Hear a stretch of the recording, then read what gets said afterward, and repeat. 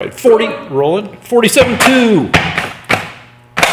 So the director has asked me what the Buddhist attitude towards Easter is, and I would just like to say, I'd like to clear up a misconception about Buddhism. People don't know this, but Buddhism is not a religion in the normal sense. There is no... you can be a Buddhist and a Jew, which is what I am, and you can be a Buddhist and a Christian, because the doctrines don't actually contradict one another. So Buddhism is merely a description of a state of mind and how to attain it. In other words, the theory behind Buddhism is we'd all like to be wiser, and the Buddhists call it enlightenment. But this sort of ultimate wisdom is different from just the wisdom that you get growing from 12 to 19. In other words, Buddhism is Scientology. You can have whatever religion you want, and Scientology is kind of this add-on. I hate it when you say things like that, because now our millions of viewers are totally confused. Don't listen to... Yeah, don't listen to that. Don't listen. Just ignore things that Rick says. That part you can ignore. That's fine. All right, but anyway, no. So Buddhism is Next because... we talk about how what Scientologists do during Easter. All right, so now I have to go back again. Buddhism describes that the basic idea of Buddhism is that if you had a certain level of enlightenment, which is a state that humans are capable of attaining through meditation, you would be a happier person. And whether you believe in Jesus or not, you can even be an atheist, it's totally irrelevant. Now, because there's certain moral precepts, the golden rule, things like that, people, have thought of it as a religion because there are things about it that are reminiscent of religion, but it's not a religion in the way that Jews and Christians think of a religion. So let's move on from that to you're pissed off at Disneyland. Okay, you know what? Can I preface it by saying you love Disneyland. You work there for quite a while. You get an annual pass. You visit there whenever possible. Yeah. But now actually, during closing hours, there are droves of people leaving the park at midnight. And me and my girlfriend used to stand in front of the gates as they were trying to exit, saying, "You're going the wrong way.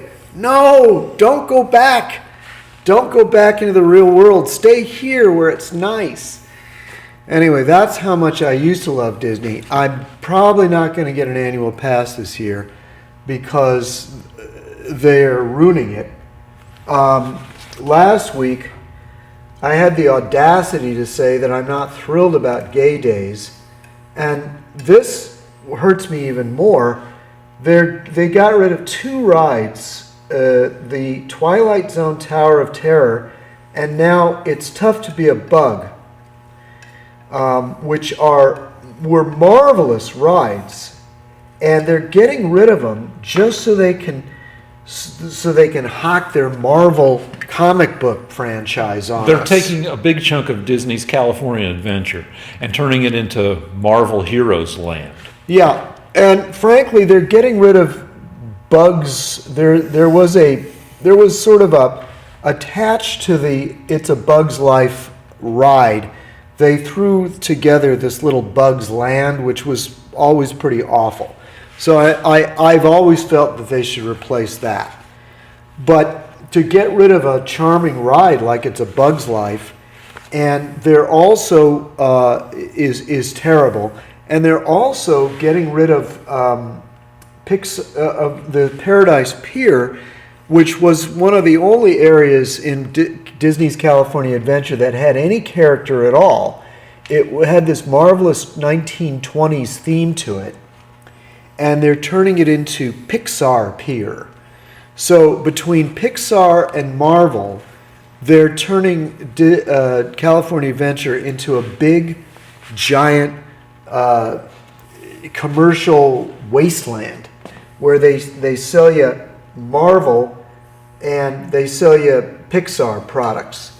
And it wouldn't be so bad, except that one of the problems with Marvel is it doesn't have a theme. Marvel is not a theme.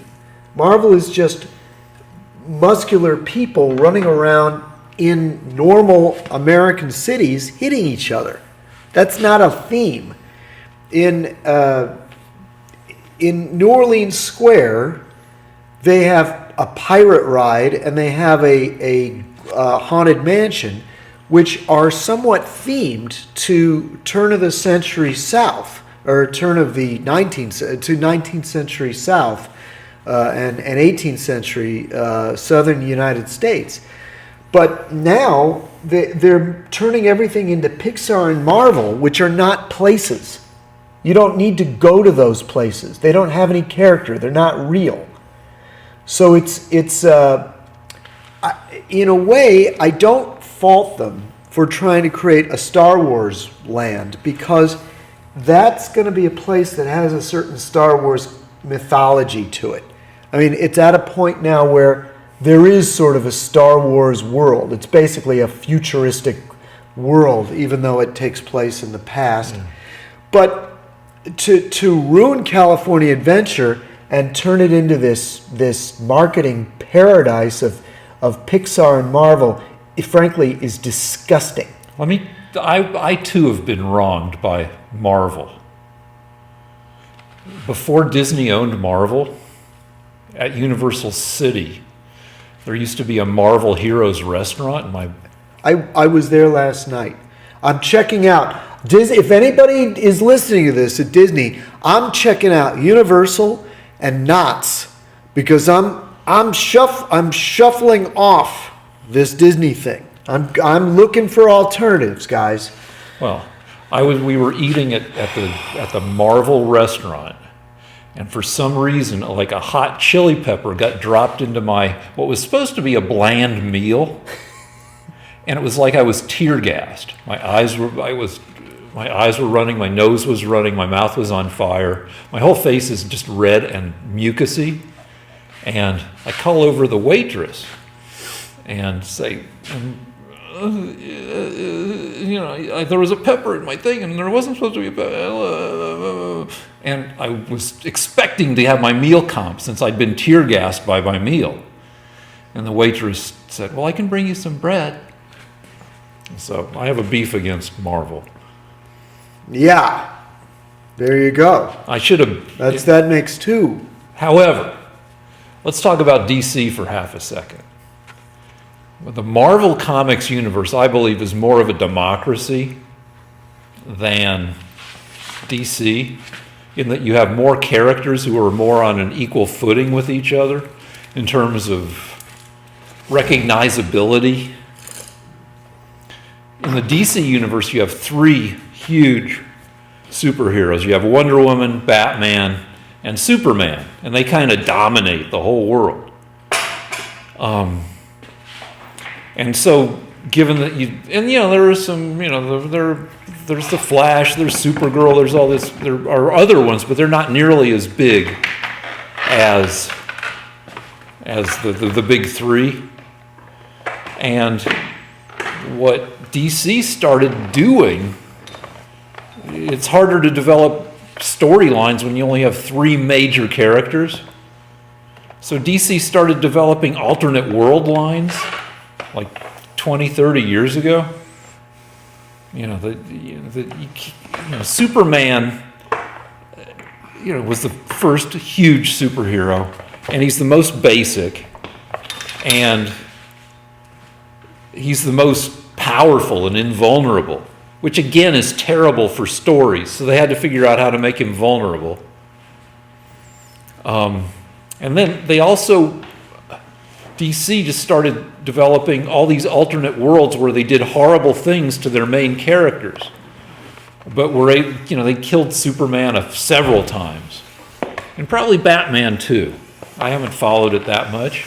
But at one point, it seems there was a book came out that showed all the different 52 parallel worlds with different versions of Superman and Batman and Wonder Woman and how they all interacted with each other.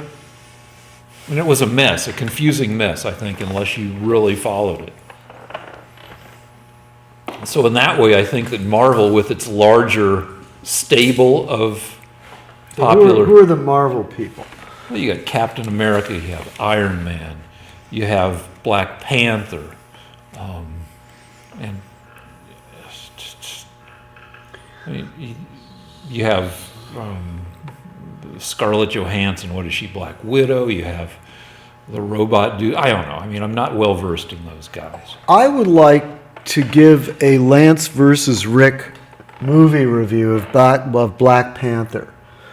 Now, I'm not Martin Luther King, but I was really offended by Black Panther because I think it portrayed black people in the most offensive way I've ever seen on screen.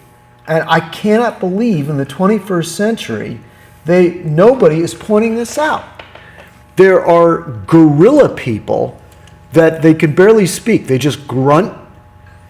And the way that Wakanda chooses its leader is with a knife fight. And I thought, why can't this incredibly advanced society of black people choose their leader through the democratic process? Or perhaps a parliamentary system. Well, that's not a very that's not a very movie-like. Showing a bunch of people voting isn't as exciting as a knife fight. Yeah, but you see, that's my point. And I've asked a number of black people, because I do associate with many people of color, and I said, how do you like the fact that they have rhino people, gorilla people, and that the most advanced black society in history decides its leader with a knife fight instead of, say, a parliamentary decision or a Republican system of government or a federalist system? How about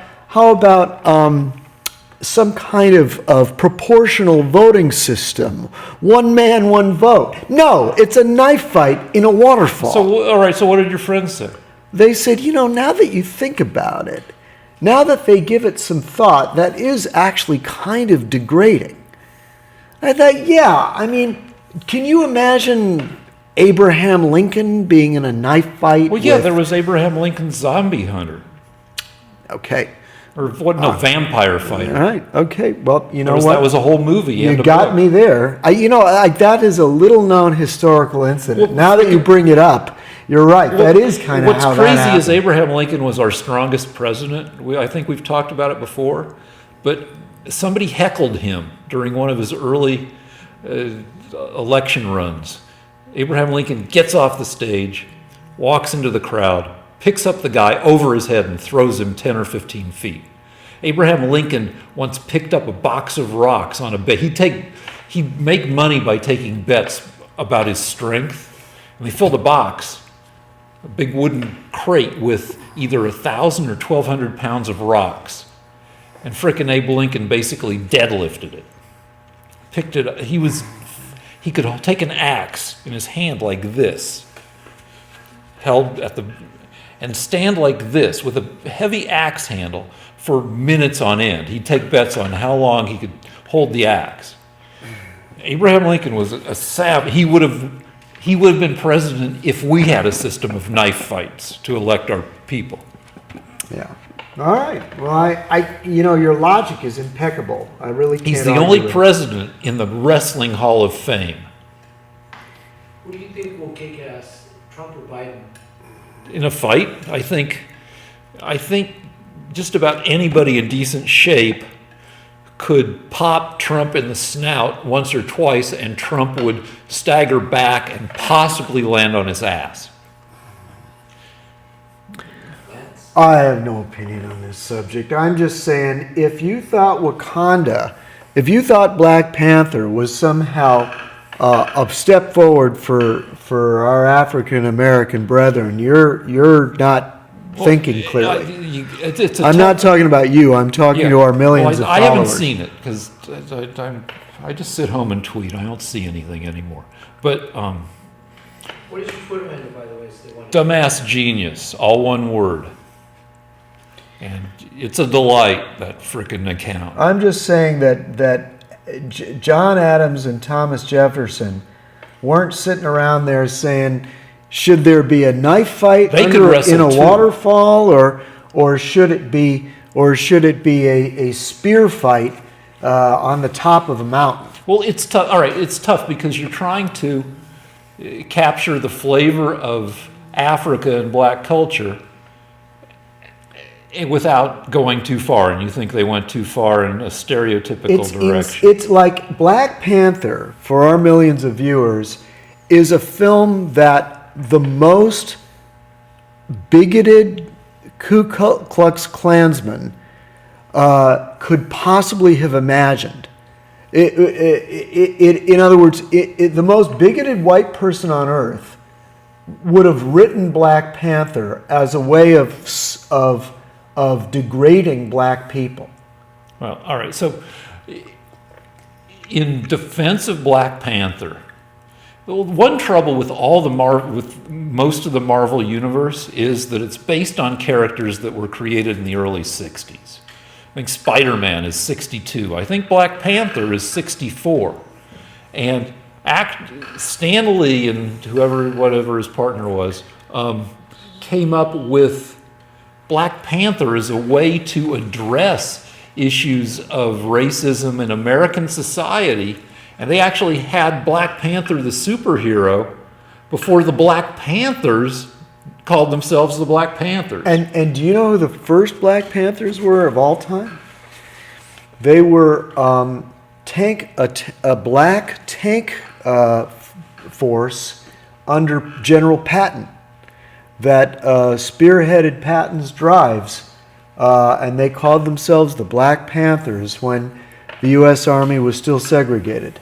And historically, By the way, I don't know if they spearheaded his drives, but they got great renown. Historically, I mean, there were the Harlem Hellfighters in World War I. There was whatever the regiment in glory was in the Civil War. But if you took 54th Massachusetts. Okay, if you took black troops and you allowed them to fight, they would fight more savagely and effectively because they wanted to prove their worth in a society that was prejudiced against them, even if it cost them their lives. Well, none of this was evident in the bigoted and insanely racist depiction of black people in the Black Panther film. And as I say, whenever I've sort of gone over this with the black people that I know that enjoyed the film, they always come around to my point of view. Well, so I'm not wrong on this. All right. Well, are there any Jewish superheroes? No. There are the people in the Marvel world that are Jewish are the accountants that are sort of working for the Marvel company, and the lawyers that'll sue you if you come up with a Marvel character. I just think if you had copyright infringement. If you had, And I say that as a Jew that's sued over copyright infringement, and the lawyers on both sides were Jews. Our lawyers were Jewish, and the lawyers against us were Jewish. There was a bunch of Jews fighting over the Pink Panther.